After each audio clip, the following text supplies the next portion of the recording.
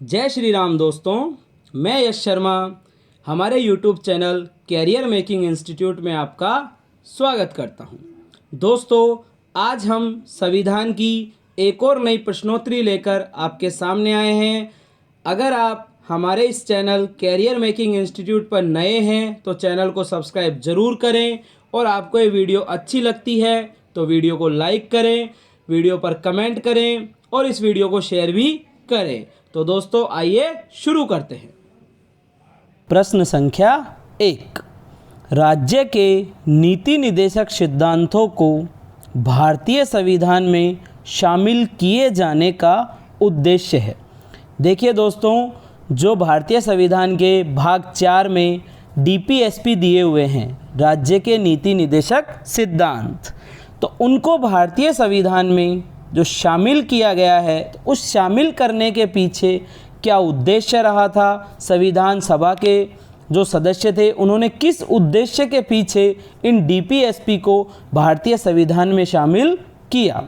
तो आपके सामने ऑप्शंस हैं, राजनीतिक प्रजातंत्र को स्थापित करने के लिए, या फिर सामाजिक प्रजातंत्र को स्थापित करने के लिए, गांधीवादी प्रजातंत्र को स्थापित करने के लिए, और ऑप्शन डी है सामाजिक और आर्थिक प्रजातंत्र को स्थापित करने के लिए। तो दोस्तों, आप इसका आंसर एक बार हमें कमेंट बॉक्स में ज़रूर बताएं। तो दोस्तों, आंसर है इसका आंसर डी, यानी सामाजिक और आर्थिक प्रजातंत्र को स्थापित करने के लिए भारतीय संविधान के भाग 4 में डीपीएसपी को क्या किया गया, शामिल किया गया। देखिए, सामाजिक और आर्थिक प्रजातंत्र को स्थापित करने का मतलब है कि आप जो समाज में खाई बनी हुई है उसे पाट देंगे, और दूसरा जो लोगों को आर्थिक क्रियाएं करने के लिए और आर्थिक संसाधन उपलब्ध करवाने के लिए क्या करेंगे, विकेंद्रीकरण अपनाएंगे। क्वेश्चन नंबर 2, कल्याणकारी राज्य की संकल्पना का समावेश भारत के संविधान में है। मतलब जो कल्याणकारी राज्य है, एक राज्य है, ऐसा राज्य, देखिए कल्याणकारी राज्य क्या होता है, एक ऐसा राज्य है जो अपने निवासियों का, अपने नागरिकों का अधिकाधिक कल्याण करे। तो अब अधिकाधिक कल्याण करने के लिए हम देखेंगे कि कौन सा तत्व ऐसा है जिससे क्या होगा, हमारा राज्य कल्याणकारी राज्य कहलाएगा। ऑप्शन ए है आपका राज्य के नीति निर्देशक तत्व, ऑप्शन बी है चौथी अनुसूची, ऑप्शन सी है मौलिक अधिकार, और ऑप्शन डी है प्रस्तावना। तो दोस्तों, आंसर दीजिए आप हमें। Option A is correct answer. देखिए, जो राज्य के नीति निर्देशक तत्व है ना दोस्तों, यही क्या है, कल्याणकारी राज्य की संकल्पना को क्या करते हैं, सार्थक बनाते हैं। Option A is correct. Next, Bharat के संविधान के अनुसार निम्नलिखित में से कौन सा देश के शासन के लिए आधारभूत है। देखिए दोस्तों, ये क्वेश्चंस क्या है, ये यूपीएससी में आया हुआ क्वेश्चन है। कहाँ आया था, यूपीएससी में आया था ये क्वेश्चन। अब इसमें पूछा गया था यूपीएससी में कि जो भारत का संविधान है उसमें देश का शासन चलाने के लिए जो सबसे आधारभूत है वो क्या है। तो अब बताएं आप हमें आंसर देके, क्या मूल अधिकार हैं, मूल कर्तव्य हैं, डीपीएसपी हैं, या फंडामेंटल राइट्स और फंडामेंटल ड्यूटीज़ हैं। तो दोस्तों, इसका आंसर है डीपीएसपी।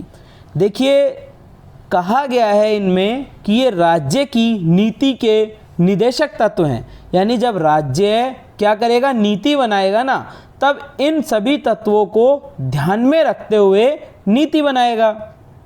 अब अगर वो इनको ध्यान में रखते हुए नीति बना रहा है तो क्या कर रहा है, शासन को संचालित करने का कार्य कर रहा है। और क्वेश्चन में आप देखें कि देश के शासन के लिए आधारभूत है, तो आधारभूत क्या हुआ, डीपीएसपी। देखिए, अगर कोई समस्या इसमें लगती है तो मैंने आपके लिए वीडियो बनाया है जिसको आप आई बटन पे क्लिक करके आराम से आप डीपीएसपी को पढ़ सकते हैं, और जो राज्य की नीति निर्देशक तत्व हैं वहाँ से आपको समझ में आएगा कि जब सरकार या राज्य कोई भी नीति बनाता है तब वो नीति निर्देशक सिद्धांतों को क्या करता है, अपने सामने रखता है या उनका पालन करता है। क्वेश्चन नंबर 4, भारत के संविधान के अंतर्गत ग्राम पंचायतों का गठन, किसका? ग्राम पंचायतों का गठन। यानी हम कहें कि गांधी जी एक गांधीवादी, उनकी विचारधारा थी, क्या विचारधारा थी? कि शासन का विकेंद्रीकरण होना चाहिए, शासन जो है वो स्थानीय लोगों के हाथ में होना चाहिए। अब अगर स्थानीय लोगों के हाथ में शासन है तो किसके माध्यम से होगा? ग्रामीण लोगों के हाथ में शासन, ग्राम पंचायतों के माध्यम से। तो अनुच्छेद 40 आर्टिकल 40 में गांधी जी ने क्या कहा है कि ग्राम पंचायतों के गठन की बात गांधी जी ने की, और आर्टिकल 40 में जो नीति निदेशक तत्व है वहाँ पे क्या किया गया है? ग्राम पंचायतों के गठन की बात। और इसी को हम क्या कहते हैं? निदेशक तत्वों का गांधीवादी दर्शन। क्या कहते हैं दोस्तों? निदेशक तत्वों का गांधीवादी दर्शन। तो answer C is correct answer.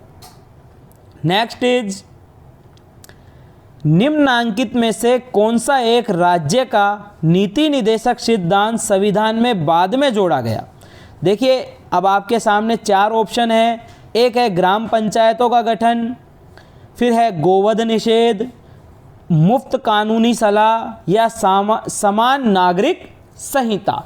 तो देखिए दोस्तों, मैंने आपको जैसे पढ़ाया था उसमें से आपने पढ़ा होगा, तो आंसर आप कमेंट बॉक्स में बताएं। अब देखिए, इसका जो आंसर है वो है आपके सामने आंसर सी। देखिए, जो मुफ्त कानूनी सलाह है ना, ये 42वें संविधान संशोधन अधिनियम 1976, कब? जब 42वां संविधान संशोधन अधिनियम 1976, जिसे क्या कहते हैं? लघु संविधान या मिनी कॉन्स्टिट्यूशन भी कहते हैं, तत्कालीन प्रधानमंत्री इंदिरा गांधी जी के शासन में क्या हुआ था? ये संशोधन किया गया था। इसमें कहा गया कि प्रत्येक व्यक्ति को क्या मिलेगी? मुफ्त कानूनी सलाह मिलेगी। नेक्स्ट, राज्य के नीति निदेशक सिद्धांत एक ऐसा चेक है जो बैंकों की सुविधा अनुसार अदा किया जाता है।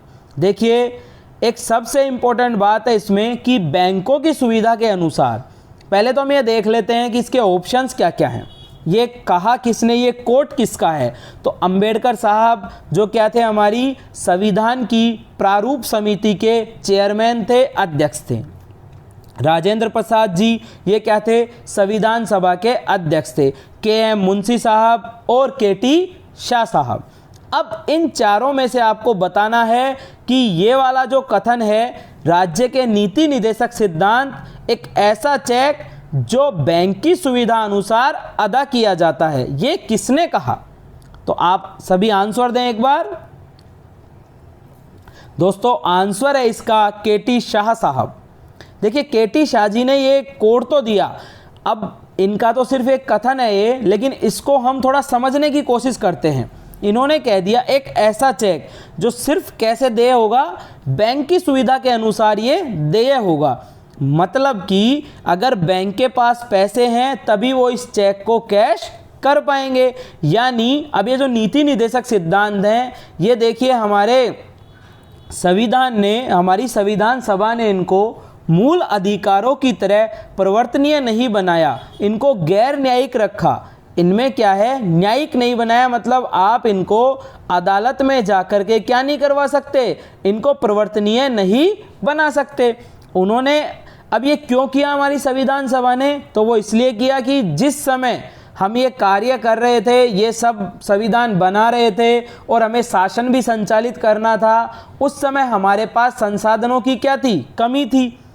और बाद में धीरे धीरे हमारे संसाधन बढ़ते जा रहे हैं, तो हम उसी के हिसाब से अब हमारे नीति निदेशक सिद्धांतों को मूल अधिकारों के रूप में ही लागू करते जा रहे हैं। नेक्स्ट, एक नागरिक के मूल कर्तव्यों में निम्न में से कौन सा कर्तव्य शामिल नहीं है? कौन सा कर्तव्य शामिल नहीं है? तो आप ऑप्शंस देखिए। फर्स्ट है, स्वतंत्रता के लिए हमारे राष्ट्रीय आंदोलन को प्रेरित करने वाले उच्च आदर्शों को संजोए रखें और उनका पालन करें। नेक्स्ट, अस्पृश्यता मिटाने का प्रयास करें, वैज्ञानिक दृष्टिकोण, मानववाद और ज्ञानार्जन तथा सुधार की भावना का क्या करें?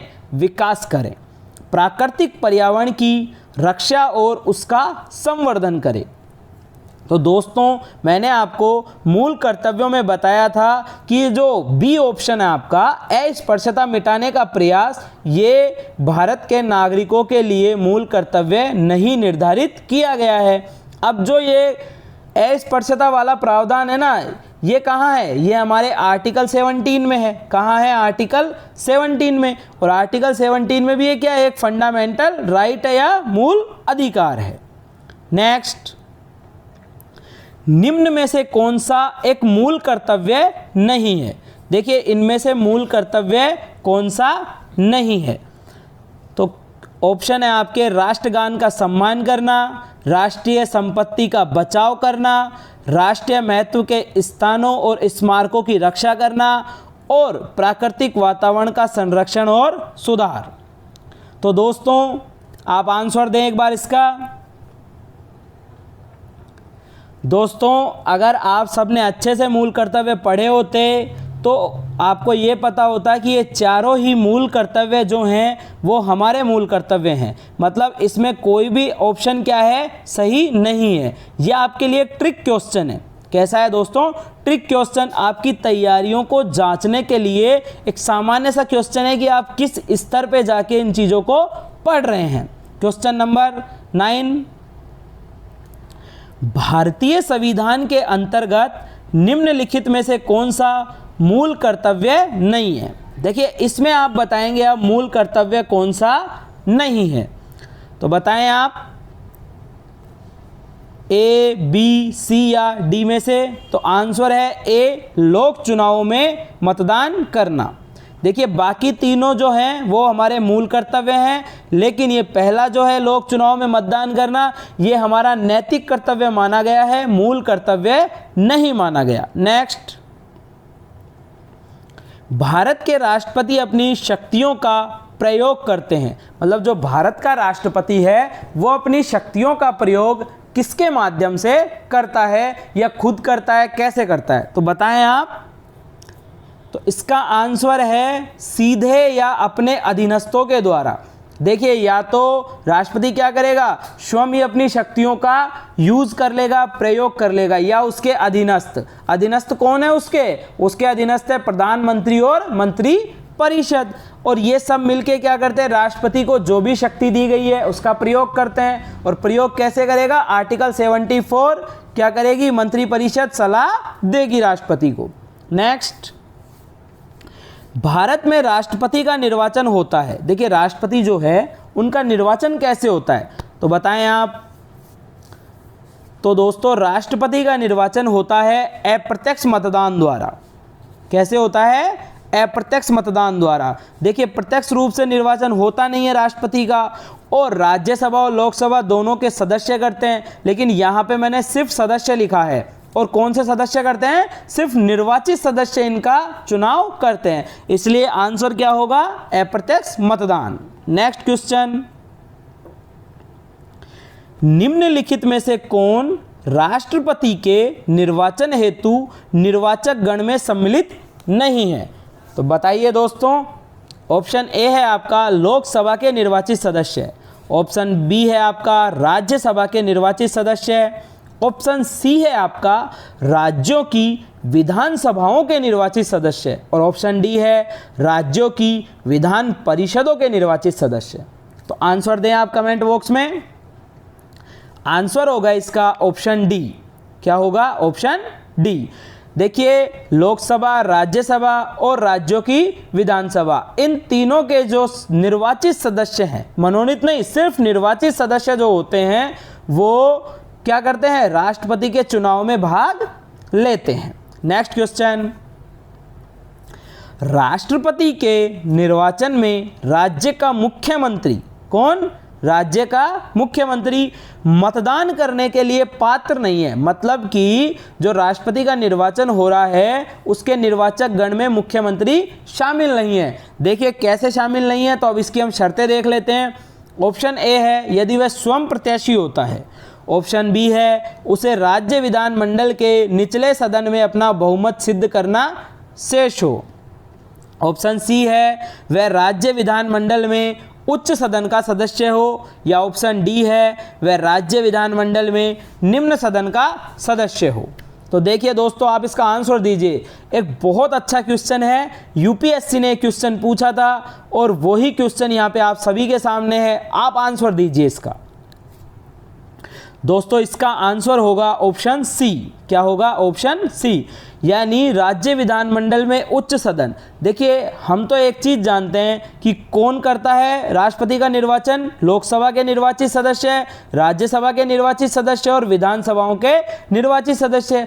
अब विधान परिषद का जो सदस्य है वो तो निर्वाचक गण में ही नहीं होता, और विधानमंडल का जो उच्च सदन है वो क्या है? आपका विधान परिषद है। तो आपको यहीं से इसका आंसर क्या करना था? निकाल लेना था कि राज्य विधानमंडल के जो उच्च सदन का सदस्य होगा वो कभी भी राष्ट्रपति के चुनाव में क्या नहीं लेगा?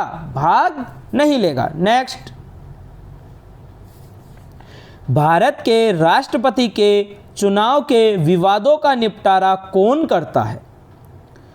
ऑप्शन है आपके सामने, भारत का महान्यायवादी, ऑप्शन बी है संसद, ऑप्शन सी है सुप्रीम कोर्ट, ऑप्शन डी है प्रधानमंत्री। आंसर दीजिए। आंसर होगा ऑप्शन सी। जो सर्वोच्च न्यायालय की शक्तियां हैं, जो इसका क्षेत्राधिकार है, उसमें मैंने आपको बताया था कि राष्ट्रपति और उपराष्ट्रपति के चुनावों से संबंधित सभी प्रकार के विवादों पर निर्णय कौन करता है? सर्वोच्च न्यायालय करता है। नेक्स्ट, राष्ट्रपति पर महाभियोग का आरोप संसद के किस सदन द्वारा लगाया जा सकता है?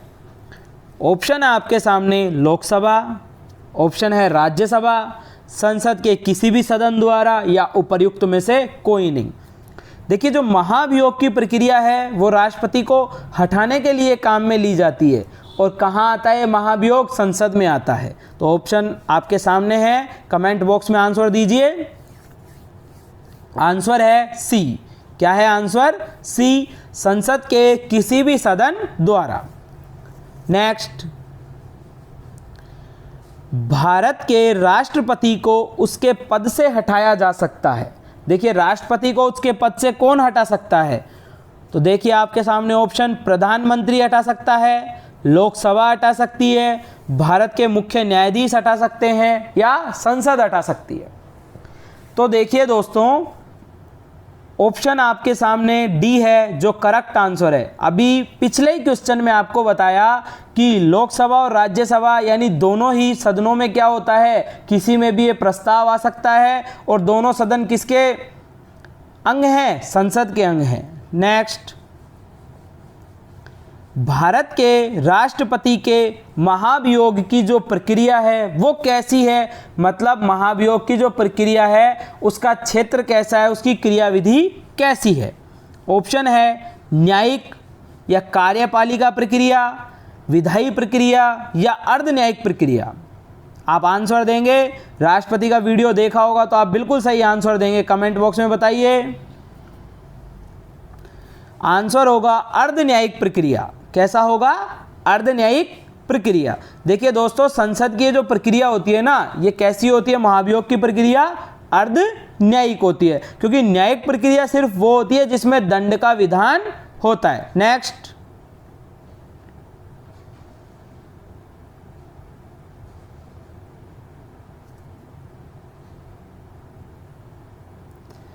निम्नलिखित में से कौन सा भारत के राष्ट्रपति के निर्वाचक गण का भाग है परंतु उसके महाअभियोग का नहीं?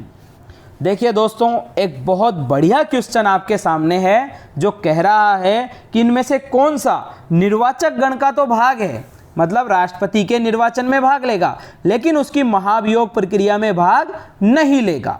ऑप्शन आपके सामने, लोकसभा, राज्यसभा, विधान परिषदें और राज्यों की विधान सभा।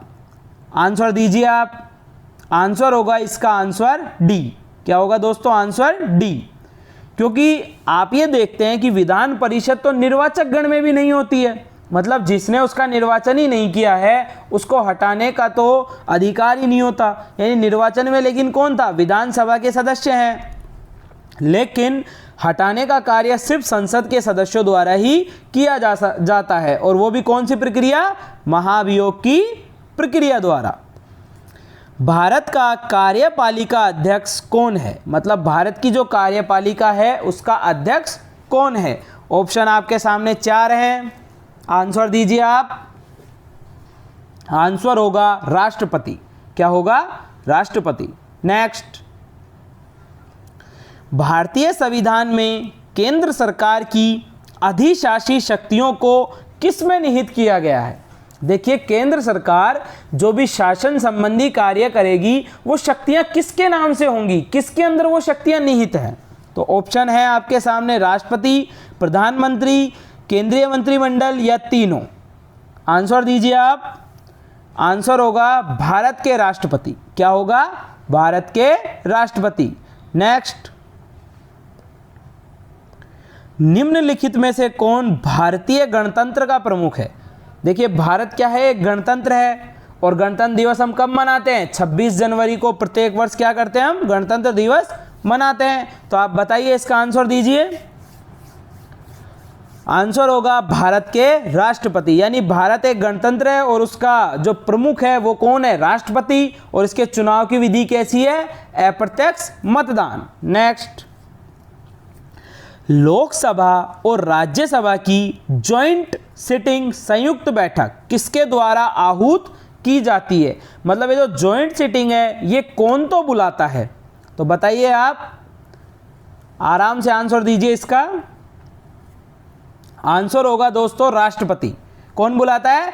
राष्ट्रपति बुलाएगा।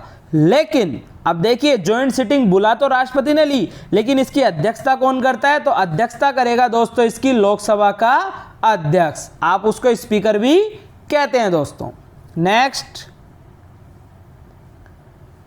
राष्ट्रपति लोकसभा को कब भंग कर सकता है? मतलब देखिए, जो लोकसभा होती है उसका कार्यकाल कितना होता है? 5 वर्ष। अब दोस्तों, लोकसभा को भंग कब कर सकते हैं? तो आप बताइए। यानी 5 वर्ष से पहले अगर लोकसभा को भंग करना है तो ऐसी कौन सी परिस्थितियां होंगी जिसमें राष्ट्रपति उसे भंग कर देगा? तो ऑप्शन सभी आपके सामने हैं, कमेंट बॉक्स में आप उत्तर दीजिए हमें। आंसर है दोस्तों इसका केंद्रीय मंत्रिमंडल की अनुशंसा पर। केंद्रीय मंत्रिपरिषद या मंत्रिमंडल जब अनुशंसा करेगा, जब प्रधानमंत्री कहेगा, तब राष्ट्रपति लोकसभा को क्या कर देगा? भंग कर देगा। नेक्स्ट, भारत के राष्ट्रपति ने किस मामले में अपनी वीटो की शक्ति का प्रयोग किया था? दोस्तों, बिल्कुल फैक्चुअल क्वेश्चन, लेकिन एक बहुत ही इंपॉर्टेंट क्वेश्चन। आंसर दीजिए आप इसका। तो दोस्तों, इसका आंसर है भारतीय डाकघर संशोधन विधेयक 1986। 1986 जब राजीव जी की सरकार थी उस समय हमारे तत्कालीन राष्ट्रपति ज्ञानी जैल सिंह जी ने, किसने? ज्ञानी जैल सिंह साहब ने पॉकेट वीटो का प्रयोग किया था इस पर। नेक्स्ट, निम्न में से किस विषय पर राष्ट्रपति के लिए मंत्रिपरिषद से सलाह लेना आवश्यक नहीं है? मतलब मंत्रिपरिषद सलाह देगी, कहाँ देगी? आर्टिकल 74 के तहत। अब आर्टिकल 74 में मंत्रिपरिषद की सलाह क्या है? राष्ट्रपति के लिए बाध्यकारी है। पर अब आपको यह बताना है कि किस मामले में सलाह लेना आवश्यक नहीं है। आराम से इसका उत्तर दीजिए आप कमेंट बॉक्स में हमें। दोस्तों, आंसर है विधेयकों पर स्वीकृति देना। क्या है आंसर? विधेयकों पर स्वीकृति देना। बाकी अन्य तीनों कार्य जब राजदूतों की नियुक्ति होगी, राज्यपाल द्वारा प्रेषित विधेयकों पर स्वीकृति होगी और लोकसभा भंग की जाएगी। ये तीनों कार्य किसकी सलाह पे होंगे? केंद्रीय मंत्रिपरिषद की सलाह पर होंगे।